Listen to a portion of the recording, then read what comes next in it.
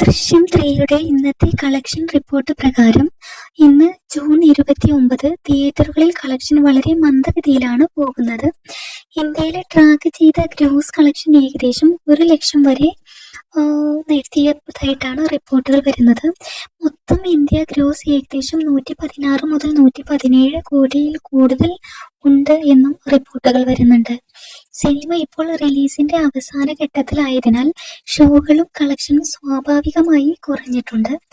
അതേസമയം സിനിമ മൊത്തത്തിൽ വലിയ വിജയമായി തുടരുന്നുവെന്നും 40 ദിവസത്തെ തിയേറ്റർ റൺ ആഘോഷിച്ചതായും റിപ്പോർട്ടുകൾ വരുന്നുണ്ട്.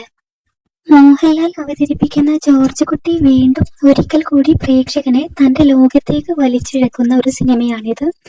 ഈ തവണ സിനിമയുടെ ഫോക്കസ് വെറും ആരാണ് ജയിക്കുന്നത് എന്നതിലല്ല, ഭൂതകാലത്തിന്റെ ഭാരം എത്ര കാലം ചുമക്കാം എന്ന ചോദ്യത്തിലേക്കാണ് കഥ കൂടുതൽ നീങ്ങുന്നത്.